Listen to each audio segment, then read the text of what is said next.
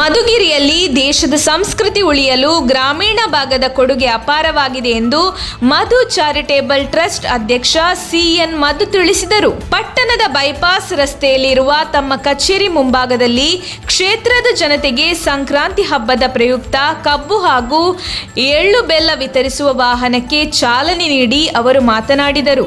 ನಗರೀಕರಣ ಮತ್ತು ಆಧುನೀಕರಣ ಜೀವನದ ಶೈಲಿಯಿಂದ ಗ್ರಾಮೀಣ ಬದುಕಿನ ಹಳ್ಳಿಯ ಸೊಡಗು ಮಾಯವಾಗುತ್ತಿದ್ದು, ಇಂತಹ ಸಂದರ್ಭದಲ್ಲಿ ನಮ್ಮ ಸಂಸ್ಕೃತಿ ಉಳಿಸುವ ಪಣ ತೊಡಬೇಕು. ಹೊಸ ವರ್ಷ ಎಲ್ಲರಿಗೂ ಹರ್ಷ ತರಲಿದ್ದು, ಕ್ಷೇತ್ರದ ಅಭಿವೃದ್ಧಿಗೆ ಎಲ್ಲರೂ ಒಗ್ಗಟ್ಟಾಗಬೇಕಾಗಿದೆ ಎಂದರು. ಸ್ವಾಮಿ ವಿವೇಕಾನಂದರ ಜನ್ಮದಿನವಾದ ಇಂದು ಅವರ ಪ್ರೇರಣೆಯಿಂದ ಈ ಕಾರ್ಯ ಮಾಡುತ್ತಿದ್ದೇನೆ. ತಾಲೂಕಿನ ಸರ್ವತೋಮುಖ ಅಭಿವೃದ್ಧಿಗೆ ಯುವಕರು ಮುಂದೆ ಬರಬೇಕು ಎಂದ ಅವರು, ಸದಾ ನಾನು ಎಲ್ಲಾ ರೀತಿಯ ಸಹಕಾರ ನೀಡುತ್ತೇನೆ ಎಂದರು.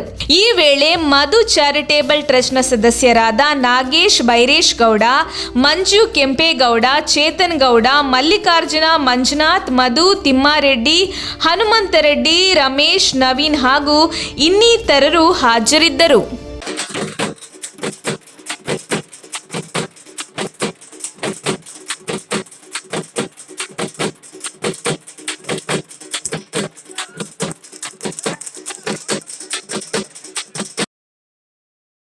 ನಮ್ಮ ತುಮಕೂರು ಮಾಧ್ಯಮದ ವಿಶೇಷ ಸುದ್ದಿಗಳನ್ನು ನಿರಂತರವಾಗಿ ಪಡೆದುಕೊಳ್ಳಲು ಚಾನೆಲ್ ಅನ್ನು ಸಬ್ಸ್ಕ್ರೈಬ್ ಮಾಡಿ.